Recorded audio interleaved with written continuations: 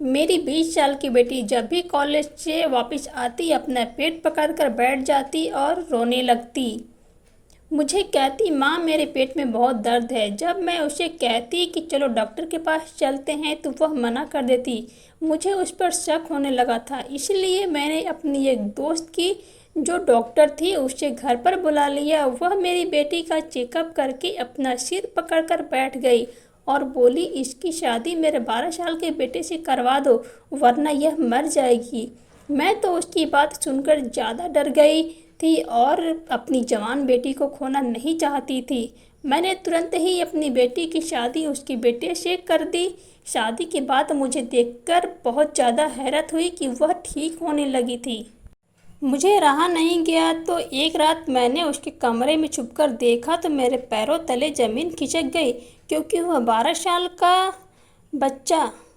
माँ बाप कभी भी अपने बच्चों के लिए कोई गलत फैसला नहीं करते और ना ही कभी उनका बुरा चाहते हैं। उनकी तो हमेशा यही कोशिश रहती है कि वह अपने बच्चों के लिए अच्छे से अच्छा करे, उनके बच्चे हमेशा अपनी ज़िंदगी में खुश रहे।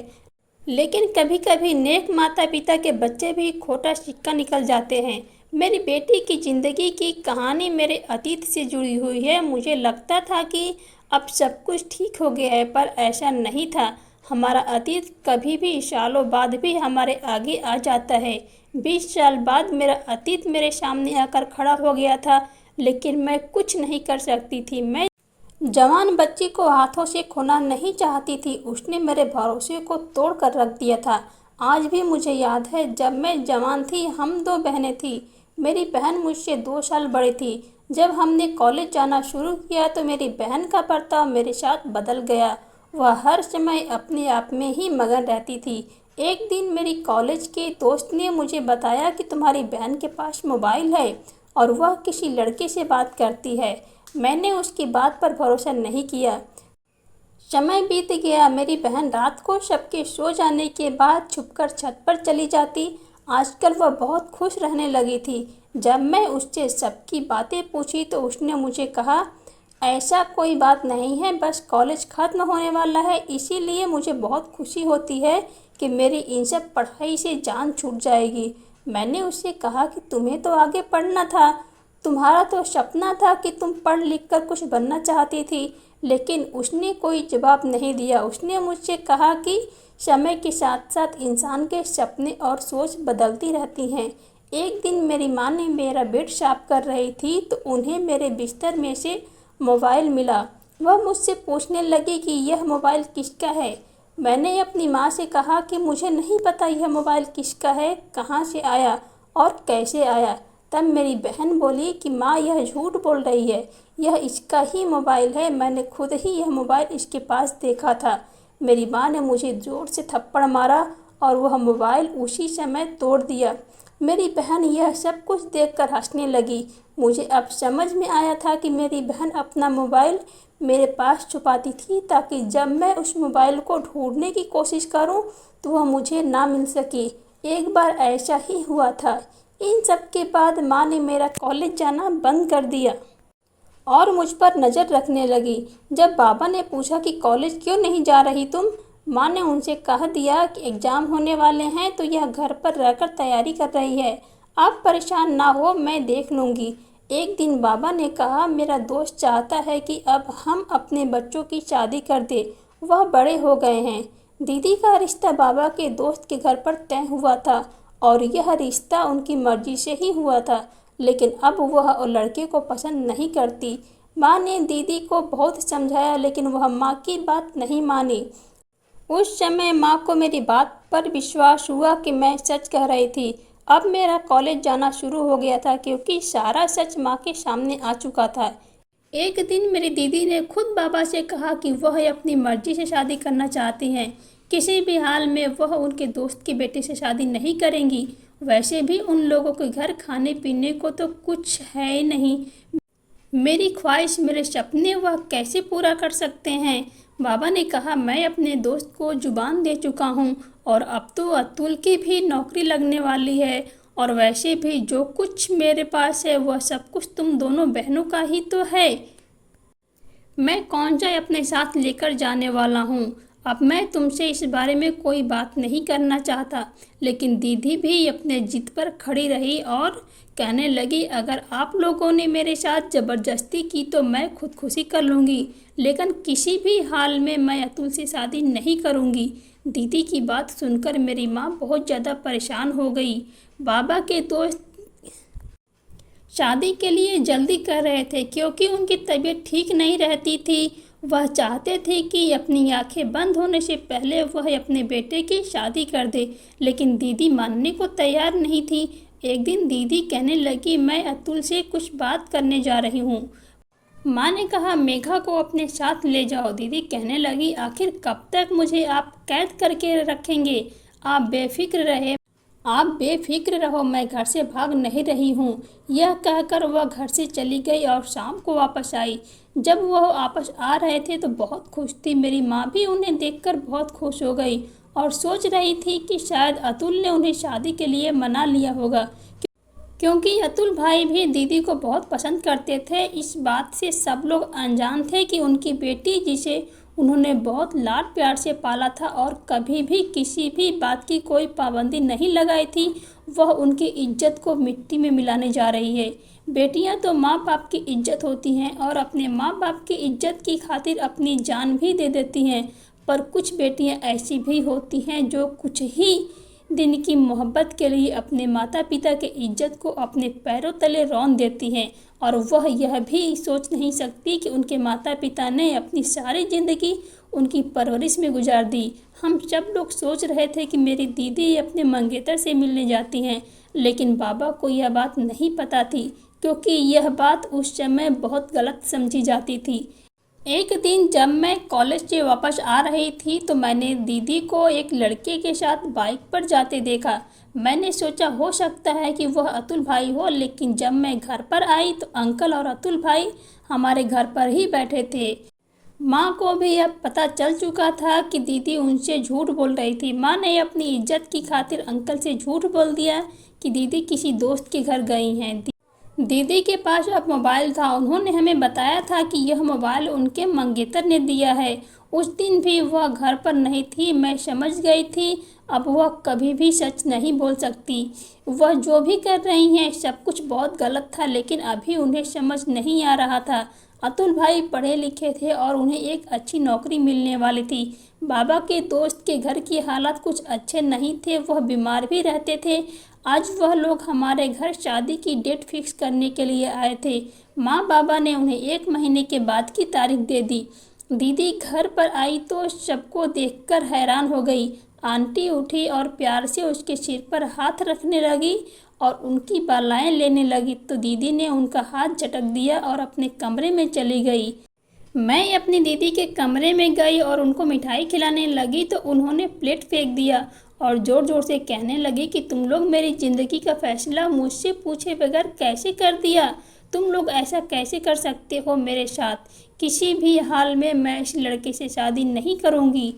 तुम में से कोई भी मेरे साथ ज़बरदस्ती नहीं कर सकता। मैंने दीदी से कहा, तुम्हें क्या हो गया है? तुम क्यों अतुल से शादी नहीं करना चाहती? क्या कमी है उसमें? वह कहने लगी, अगर तुम्हें इतना पसंद है तो तुम ही उससे शादी कर लो, लेकिन मेरा पीछा छोड़ दो। मैं उस दिन भी दीदी को बहुत समझाया कि बाबा को आप पर बहुत प्यार है, वह आपसे बहुत मोहब्बत करते हैं। तुमने जो भी कहा हमेशा उन्होंने तुम्हारी बात मानी। अब तुम उनके साथ ऐसा क्यों कर रही हो? क्या तुम्हें बाबा की इज्जत का जरा भी ख्याल नहीं? तुम हमारे साथ ऐसा मत करो। माँ भी कमरे में आ गई और उसके सामने हाथ जोड़कर कहने लगी कि कुछ तो हमारी इज्जत का ख्याल करो और यह शादी कर लो, लेकिन उन्होंने किसी की नहीं सुनी और कमरे से चली गई। वह बाबा के पास गई, बाबा से कहा कि मेघा की शादी अतुल से कर दे, मुझे उससे शादी नहीं करनी। मैं तो अपनी पसंद के लड़के से ही शादी करूंगी। बाबा गुस्से में उसे थप्पड़ मार दिया। बाबा की तबीयत भी खराब हो रही थी। माँ ने बाबा को समझाया कि आप फिक्र ना करें, यह अभी नादान है, जब शादी हो जाएगी तो सब कुछ ठीक हो जाएगा। इस उम्र में तो बच्चों से गलती हो जाती है, हमारा फर्ज बनता है कि हम उन्हें समझाएं और उनका साथ दें। बाबा ने कहा, ये तो हमारी इज्जत को मिट्टी में मिलाकर रहेगी, लेकिन तुम भी इससे साफ साफ कह दो, अगर इसने ऐसा कुछ भी किया तो मैं ज़िंदगी भर इसे माफ़ नहीं करूँगा। अगर इसे अपनी मर्जी से शादी करनी है तो वह एक शर्त है, इससे कहो कि उस लड़के को यहाँ बुलाए। मैं उसी दिन इसकी शादी उस लड़के के साथ करके इसे विदा कर दूँगा। उसके बाद हमारा इससे कोई रिश्ता नहीं रहेगा और ना ही यह मेरे घर पर वापस आएगी। तुम भी इसे भूल जाना और सिर्फ इतना याद रखना कि हमारी एक ही बेटी है। यह सुनकर माँ रोने लगी, लेकिन जब दीदी को यह बात पता चली तो उन्हें जरा सी भी अफसोस नहीं हुआ, बल्कि वह तो बहुत खुश हो गई। कहने लगी, बस एक बार मेरी शादी हो जाए, फिर मैं बाबा को खुद मना लूँगी। वह मुझसे बहुत प्यार करते हैं, मान जाएंगे।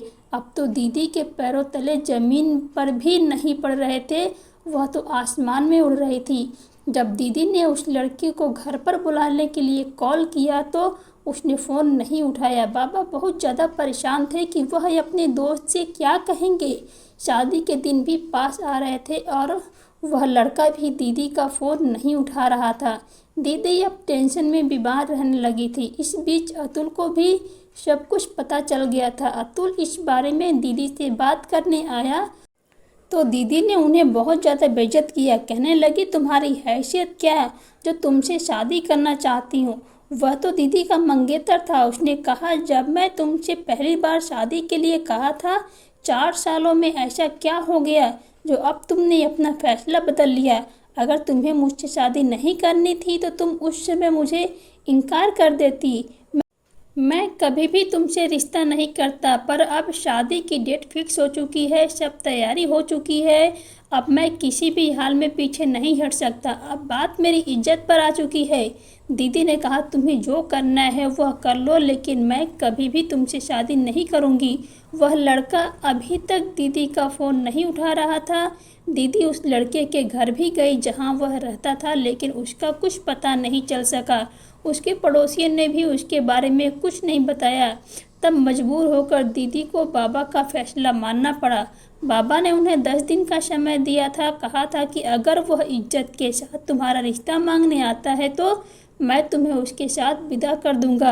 अगर नहीं आया तो तुम्हें मेरी बात माननी पड़ेगी। वह नहीं आया और ना ही उसने दीदी का फ़ोन उठाया। अब घर में शादी की शहनाइयाँ बजने लगी थी। सब मेहमान आने शुरू हो गए थे। दीदी का रो रो कर बुरा हाल था। माँ बाबा ने उन्हें बहुत समझाया। माँ बाबा कभी भी अपने बच्चे के लिए कोई गलत फैसला नहीं करते। माता पिता तो हमेशा अपने बच्चों को खुश देखना चाहते हैं। अतुल एक बहुत अच्छा लड़का है और वह तुम्हें हमेशा खुश रखेगा। अगर इससे तुम मोहब्बत करती हो, वह लड़का सच्चा होता। जिस दिन उसे तुम्हारे रिश्ते के बारे में पता चलता था, उसी दिन वह मुझसे बात करने के लिए आता, पर उसे सिर्फ तुमसे दिल लगी करनी थी। वह धोखेबाज था, लेकिन दीदी तो उसकी मोहब्बत में अंधी हो चुकी थी। वह सिर्फ अपना ही सोच रही थी। दीदी ने तो वैसे भी शुरू से ही बस अपना ही सोचा था। उनकी वजह से क्या कुछ हो जाएगा, उनको किसी के बारे में कोई परवाह नहीं थी। दीदी की शादी से कुछ दिन पहले मेरे लिए एक रिश्ता आया था। बाबा बहुत खुश थे। बाबा ने मेरा रिश्ता तय कर दिया था और सिर्फ घर वालों की मौजूदगी में ही मेरी मंगनी करनी थी। यह सब बहुत अचानक हुआ था। वह बहुत अच्छे लोग हैं। बुआ ही मेरे लिए रिश्ता लेकर आई थी। मैंने तो सोचा भी नहीं था कि इतनी जल्दी मेरा रिश्ता हो जाएगा। माँ बताया कि वह काफ़ी दिनों से तुम्हारा रिश्ता मांग रहे थे। लड़के ने तुम्हें देखा हुआ है और तुम्हें पसंद करता है। बुआ कह रही थी कि लड़का बहुत अच्छा है और खाते पीते घर का है। माँ कहा, मेरी बेटी तो बहुत खुश नसीब है।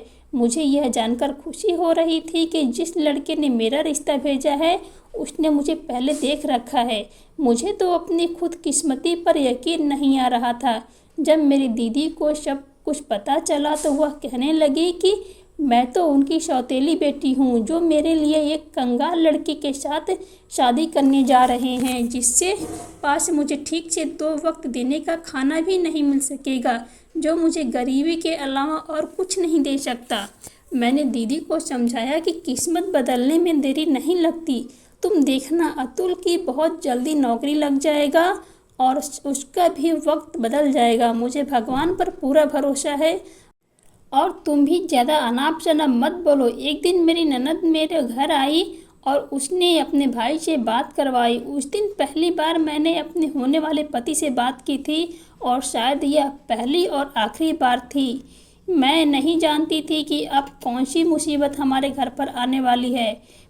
मेरी बहन की शादी का दिन नज़दीक आ गया था। वह बहुत सदमे की हालत में बैठी थी। मेरे रिश्तेदार कहने लगे, तुम तो ऐसे मुंह बनाकर बैठी हो जैसे ज़बरदस्ती तुम्हारी शादी कर रहे हो। सच तो यही था जो लोगों को लग रहा था। माँ ने उन लोगों को बहाना बनाया और दीदी को वहाँ से ले गई। अब बारात भी आ चुकी थी, लेकिन किसी को भी नहीं पता था कि अब आने वाले पल में सब लोगों पर क्या कयामत टूटने वाली है। जैसे ही बारात आई, सब लोग बारात देखने चले गए। मैं बहुत खुश थी कि मेरी बहन की शादी है। जब मुहूर्त का समय आया और पंडित जी ने दुल्हन को बुलवाने के लिए कहा, मेरी माँ दीदी को लेने गए, लेकिन वह कमरे में नहीं थी और वह वहाँ से भाग चुकी थी। जाते हुए एक लेटर छोड़कर गई थी। उस लेटर में लिखा था, आप लोग मुझे इस शादी के लिए मजबूर नहीं कर सकते। आप लोगों के लिए खुशियों को नहीं छोड़ सकती, इसलिए मैं यह घर छोड़कर जा रही हूँ। यह सुनते ही बाबा की हालत बहुत ज़्यादा ख़राब हो गई। बाबा के दोस्त को और उनकी फैमिली को भी सब कुछ पता चल चुका था। सब लोग दुल्हन के आने का इंतज़ार कर रहे थे, पर वह तो अपने बाप की इज्जत उतार कर चली गई। बाबा रोते हुए कह रहे थे कि मुझे क्या गलती हो गई, ऐसा क्या कमी रह गई थी मेरी परवरिश में जो मेरी बेटी एक बार भी मेरी इज्जत का नहीं सोचा। अब मैं लोगों को क्या मुंह दिखाऊंगा, सबसे क्या कहूँगा कि मेरी बेटी अपनी शादी छोड़कर कहाँ चली गई। बाबा के दोस्त ने कहा कि तुम फिक्र मत करो, अगर आपकी एक बेटी हमारे घर की बहू नहीं बन सके तो क्या हुआ, दूसरी बेटी बन सकती है। बाबा ने मेरी तरफ देखा। मुझे उनकी आंखों में उम्मीद दिखाई दी थी। यह सुनकर मैं माँ के गले लगकर रोने लगी। मैंने माँ से मना किया, ऐसा नहीं करे। बाबा ने भी अपने दोस्त से कहा कि मेघा की तो मंगनी हो चुकी है, उन लोगों से क्या कहूँगा। तब बाबा के दोस्त ने कहा कि मंगनी ही तो हुई है, शादी तो नहीं। उनसे कहना कि मेघा की शादी जहाँ होनी थी वहाँ हमने कर दी। इस तरह अचानक से मेरी अतुल से शादी हो गई, जिसके बारे में मैं कभी भी नहीं सोचा था। आज वह मेरे सामने मेरा पति बनकर खड़ा था। हम लड़कियों के साथ ही हमेशा ऐसा क्यों होता है? क्यों हमेशा हमें कुर्बानी देनी पड़ती है? माँ बाप अपनी इज्जत के खातिर अपनी दूसरी बेटी के सपनों को क्यों तोड़कर रख देते हैं? मेरी बहन की किए की सज़ा मुझे मिली थी और अब वह खुद ना जाने कहाँ चली गई थी। किसी ने भी उसकी खबर नहीं ली और बाबा ने कहा था कि वह आज से हमारे लिए मर चुकी है। मेरा और इस घर से किसी भी इंसान का उस लड़की से अब कोई रिश्ता नहीं है। मैं अपने माता पिता की दुआओं से विदा होकर अपने ससुराल चली गई, लेकिन अभी मेरा इम्तहान ख़त्म नहीं हुआ था। ज़िंदगी भी उन्हीं लोगों को बार बार इम्तहान लेती है जो पहले से ही बिखरे हुए होते हैं। माँ ने मुझे समझाया कि सब कुछ भूलकर अब तुम्हें इस रिश्ते को निभाना होगा, क्योंकि अब से वही तुम्हारा घर है। लेकिन एक लड़की का कभी अपना घर नहीं होता, वह तो हमेशा से ही एक जगह से दूसरी जगह पर जाती रहती है। सारी बचपन माँ बाप के घर पर यही बात सुनती है कि पराया धन है, कल तो तुम्हें अपने घर जाना है। जब शादी हुई तो सास मुझसे कह रही थी कि यह तुम्हारा अपना घर नहीं है, क्योंकि मेरे बेटे ने तुमसे मजबूरी में शादी की है। यह सब बातें मुझे मेरी सास कह रही थी। मेरा पति जो पहले मेरी बहन का मंगेतर था और उससे मोहब्बत करता था, उस दिन बहुत ज़्यादा रोया था। उससे मेरी बहन का धोखा बर्दाश्त नहीं हो रहा था। काश जब दीदी ने बार बार शादी से मना किया था तभी यह लोग रुक जाते। तो मेरे पति ने भी मुझे साफ साफ कह दिया था कि वह मुझे अपनी पत्नी के रूप में स्वीकार नहीं कर सकता, क्योंकि मजबूरी में बनाए गए रिश्ते कभी भी कामयाब नहीं होते। मुझे अभी इन सब से निकलने के लिए थोड़ा समय चाहिए। जब मैं मायके जाती तो माँ मुझे समझाने लगती। बाबा भी मुझसे अब और ज़्यादा प्यार करने लगे थे, क्योंकि मैं बाबा की इज्जत बचाई थी। बाबा ने मुझे कहा कि जो लड़कियां अपने पति का दिल जीतना जानती हो वह कभी हार नहीं मानती। तुम भी अपने पति के दिल में अपनी जगह बनाने की कोशिश करो। जब तुम उसका दिल जीत लोगी तो वह अपना अतीत भूल जाएगा। जानता हूँ मैंने तुम्हारे साथ सही नहीं किया। अतुल मेरे दोस्त का बेटा है और मैं बरसों से उसको जानता हूँ। वह बहुत शरीफ लड़का है। अभी वह सदमे में है और उसके दिल पर चोट पहुँची है। तुम देखना एक समय आएगा तुम मुझसे खुद कहोगी कि बाबा आपने मेरे लिए अच्छा फैसला किया था। मैं बाबा के गले लगकर रोने लगी। मैं इसी कोशिश में लगी रहती मेरे अपने पति का और अपने ससुराल वालों का दिल जीत सकूं। मेरे ससुर अच्छे थे और मुझे बहुत प्यार भी करते थे, लेकिन सास मुझे पसंद नहीं करती थी। ऐसा नहीं था कि मैं अपनी बहन से खूबसूरत नहीं थी, बस उन लोगों का गुस्सा था जो मेरी बहन ने उन लोगों के साथ किया था। अब वह अपना गुस्सा मुझ पर निकालती थी। अब मेरे पति को नौकरी मिल गई थी और कंपनी के तरफ से घर और गाड़ी भी मिली थी। तो मेरे ससुर ने कहा कि मेघा के कदम हमारे घर के लिए बहुत शुभ है। समय ऐसे ही निकलता जा रहा था। मैं बहुत कोशिश करती थी मैं अपने पति के दिल में अपने लिए जगह बना सकूं, लेकिन जब भी मैं उनका दिल जीतने की कोशिश करती वह मुझे धुतकार दिया करते। मुझसे कहते कि मैं कुछ भी कर लूं लेकिन उनके दिल में कभी भी जगह नहीं बना सकती। उन्होंने मुझसे कहा कि वह मौका देख रहे हैं, मौका मिलते ही मेरे बाबा से बात करेंगे और मुझे छोड़ देंगे। कुछ दिनों बाद मेरी माँ का कॉल आया। खबर मिली बाबा का देहांत हो गया। मुझे अपने कानों पर यकीन नहीं आया और मैं चकराकर वहीं पर बैठ गई। मेरे ससुर ने मुझे कहा कि बेटी अपने आप को संभालो, अभी तुम्हें अपनी माँ को भी संभालना है। मैं अपने मायके गई तो मेरे बाबा की लाश पड़ी थी। लोग बातें कर रहे थे कि जवान बेटी घर से भाग गई। बाप बेचारा कब तक ये बेइज्जती बर्दाश्त करता, और पता नहीं लोग क्या क्या बातें कर रहे थे।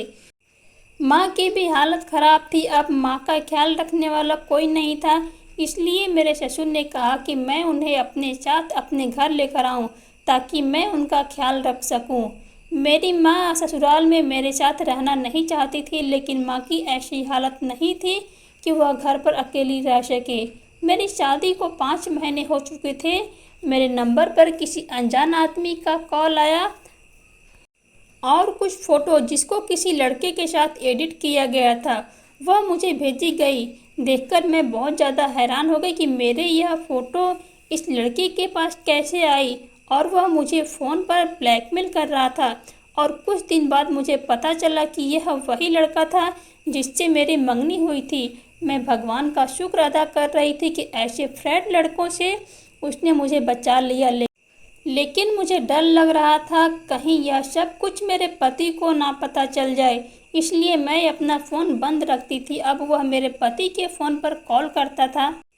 जब से मेरे बाबा मरे तब से मेरे पति का व्यवहार अच्छा हो गया था, लेकिन मुझे डर था। एक दिन मेरे पति के पास किसी का कॉल आया और वह अपना सिर पकड़कर बैठ गए। मैंने उनसे पूछा कि क्या हुआ, तो वह कहने लगे कि तुम्हें एक बात बतानी थी, लेकिन तुम्हारे बाबा के मरने की वजह से मैं तुमसे बात नहीं कर पाया था। मैंने कहा ऐसी क्या बात है, बताइए। उन्होंने मुझे बताया कि जिसने तुम्हारी मंगनी हुई थी वह वही आदमी है जिसे तुम्हारी बहन शादी करना चाहती थी और उसके साथ घर छोड़कर भाग गई थी, लेकिन वह लड़का अच्छा नहीं है। जब तुम्हारी बहन की शादी की तारीख तय हुई थी तो उसने तुम्हारे लिए रिश्ता भेजा था, क्योंकि उसके पास तुम्हारी बहुत सारे फ़ोटो थे और वह तुम्हारी बहन ने ही उसे दिए थे।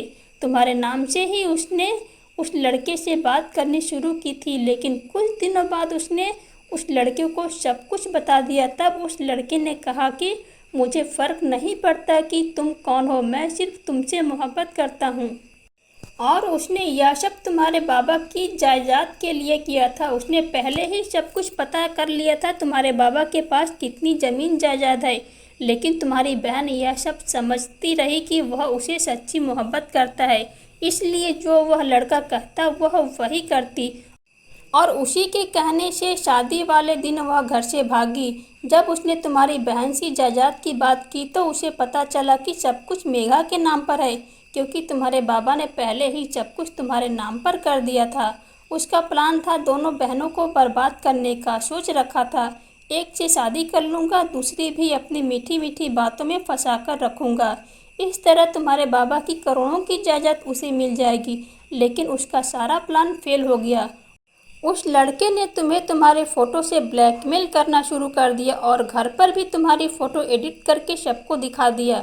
मुझे लगा शायद तुम भी अपनी बहन की तरह धोखेबाज हो, पर जब मैं वह तुम्हारे नंबर पर कॉल करता तुम घबराकर फ़ोन काट देती और फ़ोन बंद कर देती थी।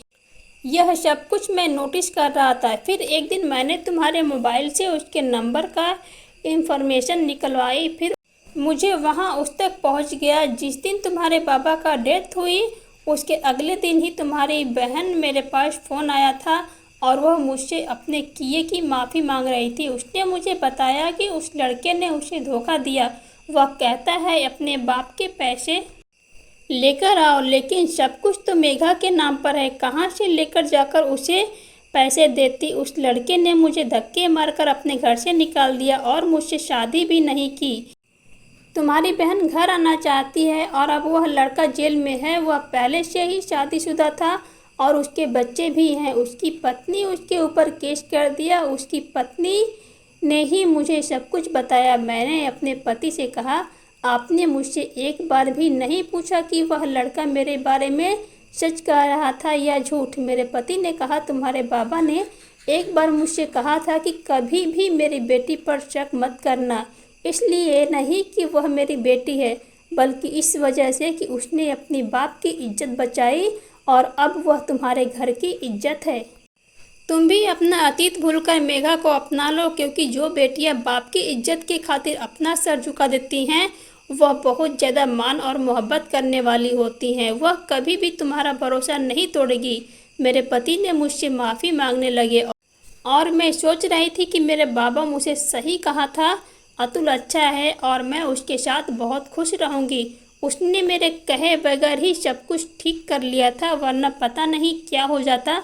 मेरी बहन एक दिन घर आई और सबसे माफ़ी मांगी, लेकिन किसी ने भी उसे माफ़ नहीं किया। अब वह दर दर की ठोकरें खा रही है। मेरी शादी को भी 5 साल हो चुके थे। मैं प्रेग्नेंट थी।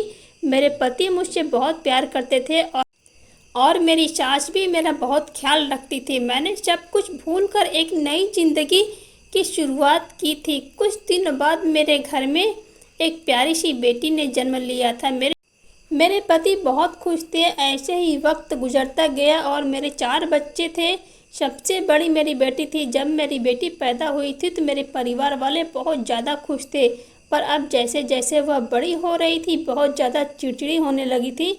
अपने भाइयों से भी लड़ती रहती थी और हमसे भी अच्छे से बात नहीं करती थी। पता नहीं क्यों वह मुझसे दूर होती जा रही थी। जब मैं उससे कुछ भी पूछती तो वह कहती, मम्मी आप तो मेरे पीछे पड़ी रहती हो। वह सिर्फ अपने कमरे में अकेली रहती, किसी से बात नहीं करती थी। जब एक दिन मेरी बेटी का रिश्ता आया तो हमने मना कर दिया, क्योंकि अभी वह पढ़ रही थी और हमारे शादी का कोई इरादा नहीं था। लेकिन वह लोग पता नहीं कैसे और हमारे मना करने के बावजूद बार बार हमारे घर रिश्ता लेकर आने लगे। मेरे पति ने उनकी जानकारी निकाली तो पैरों तले जमीन निकल गई। इतने सालों बाद आज मेरा अतीत मेरे सामने खड़ा हो गया था। मेरे 20 साल की बेटी जब भी कॉलेज से घर वापस आती अपना पेट पकड़कर रोने लगती और कहती, मेरे पेट में बहुत दर्द हो रहा है। जब भी मैं उसे कहती, बेटी चलो डॉक्टर के पास चलते हैं, वह मना कर देती। इसलिए मैंने सोचा कि मेरी एक दोस्त जो कि डॉक्टर थी उसे घर पर बुलाकर चेकअप करवा लेती हूँ। जब मेरे दोस्त ने इसका चेकअप किया तो वह सर पकड़कर बैठ गई और मुझसे कहने लगी कि अपनी बेटी की शादी आज ही मेरे 12 साल के बेटे से कर दो, वरना वह मर जाएगी।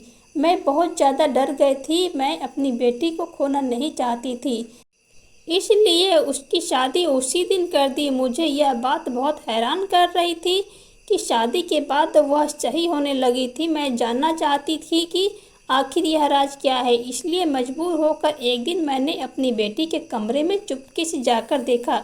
वहाँ कोई 12 साल का लड़का नहीं था, बल्कि वही लड़का था जो मेरी बेटी के लिए रिश्ता लेकर आया था, और वह उस आदमी का बेटा था जिसने मेरी बहन को धोखा दिया और उसके साथ साथ मेरी ज़िंदगी भी बर्बाद करने की कोशिश की थी। मेरे पति ने मुझे समझाया था कि अपने दोस्त की बातों में मत आओ। हमारी बेटी को कुछ नहीं हुआ है, वह बिल्कुल ठीक हो जाएगी। लेकिन मैं नहीं मानी। जिस पर मैंने भरोसा किया उसने ही मेरे भरोसे को तोड़कर रख दिया। मेरे दोस्त के साथ साथ मेरी बेटी ने भी मुझे धोखा दिया था। मुझे देखते ही मेरी बेटी के चेहरे का रंग उड़ गया और कहने लगी, मम्मी मैं अजय से बहुत प्यार करती हूँ, इसलिए मैंने नाटक किया। आप मुझे माफ़ कर दो। मैंने उसे कहा कि तुम बिल्कुल अपनी मौसी पर गई हो। उसने भी ऐसे ही अपने माँ बाप को धोखा दिया और भाग गई। और इस लड़के के बाप तो ऐसा नाग है जो कभी भी बदला नहीं। मेरे पति ने जब यह सब कुछ पता चला उसने हमारी बेटी को घर से निकाल दिया। मेरी बेटी ने मुझसे कहा कि अगर पापा को उनका प्यार नहीं मिला तो अब मुझे मेरा प्यार क्यों छीनना चाहते हैं। मासी बिल्कुल सही कहती है कि आप दूसरों का हक छीन लेती हैं। मेरे पति ने उसे जोर से थप्पड़ मारा और उस दोनों को घर से निकाल दिया। उस दिन मैं बहुत ज़्यादा रोई थी। मेरी बहन ने मेरा घर उजाड़ दिया था। मेरी बहन चाहती थी कि मैं अपने पति को छोड़ दूं और वह उससे शादी कर ले, क्योंकि अब अतुल के हालात बहुत ज़्यादा बदल चुके थे। अब अतुल के पास गाड़ी बंगला सब कुछ था और जिसकी वजह से मेरी बहन ने अतुल से शादी करने के लिए मना किया था। आज वह सब कुछ अतुल के पास था, लेकिन होता वही है, भगवान जो चाहता है। वह सब बात नहीं समझती थी। एक दिन मेरी बहन का एक्सीडेंट हो गया और वह अपने हाथ पैर से लाचार हो गई। मेरे पति मुझसे बहुत प्यार करते हैं, वरना पता नहीं मेरा क्या होता। मैं अपनी बेटी को समझाने की बहुत कोशिश की। लड़का तुम्हारे लायक नहीं है, और जब हमने उसके रिश्ते से मना कर दिया तो उन दोनों ने मिलकर यह प्लान बनाया और पेट दर्द का नाटक करती हैं। मुझे बेवकूफ़ बनाया। वह भूल गई थी कि माता पिता अपने बच्चे के लिए कभी भी बुरा नहीं सोचते। कभी अभी मेरी बेटी रोती हुई मेरे घर पर आया और मुझसे माफ़ी मांगने लगी। कहने लगी, मम्मी मैं भटक गई थी। मासी ने मुझे आपके खिलाफ़ कर दिया था, लेकिन मुझे सब कुछ पता चल गया कि उन्होंने आपके बारे में जो भी कहा था वह सब कुछ गलत था। मेरे पति ने मेरी बेटी को माफ़ नहीं किया और कहने लगे कि हमारी कोई बेटी नहीं है। मैंने अपने पति से कहा कि आज तक मैंने आपसे कुछ नहीं मांगा, आज मांग रही हूँ। हमारी बेटी से गलती हो गई थी, उसे माफ़ कर दो। वह भागकर इस घर से गई थी, लेकिन अब उसे अपनी गलती का एहसास हो गया है। और बच्चे कितनी भी बड़ी गलती कर ले, लेकिन माँ बाप के लिए तो वह प्यारे ही होते हैं। मेरे पति ने उसे माफ़ कर दिया। और आपको भी यह बात याद रखनी चाहिए कि जिन माता पिता ने हमें जन्म दिया, हमारे लिए अपने ख्वाहिशों को मारा हो, उस माता पिता को सबसे ज़्यादा हक होता है। हर माता पिता अपने बच्चों से बहुत प्यार करते हैं। तो अगर आपको कोई कहे कि वह आपसे प्यार करता है तो वह झूठ बोल रहा है, क्योंकि आज के समय में कोई किसी से मोहब्बत नहीं करता, बस आपका दिल बहलाते हैं और छोड़कर चले जाते हैं। इसलिए बहुत सोच समझकर भरोसा करें। दोस्तों, मैं आशा करती हूँ कि आपको यह कहानी अच्छी लगी होगी। मैं आपसे हाथ जोड़ के एक विनती करती हूँ कि आप खुद भी सही रास्ते पर चलें और अपने बच्चों को भी सही रास्ता दिखाएं। अगर आपको हमारी ये कहानी थोड़ी भी पसंद आई हो तो प्लीज़ हमारे चैनल को सब्सक्राइब कीजिए और इस कहानी को ज़्यादा से ज़्यादा अपने सभी दोस्तों को शेयर कीजिए। ऐसे ही मज़ेदार कहानियाँ सुनने के लिए आप हमारे चैनल के साथ जुड़े रहिए। हमारे चैनल को सब्सक्राइब कीजिए, कहानी को लाइक एंड शेयर कीजिए। जल्द मिलेंगी और एक नई कहानी के साथ। तब तक के लिए नमस्कार। आप अपनों का ख्याल रखिए, अपना भी ख्याल रखिए।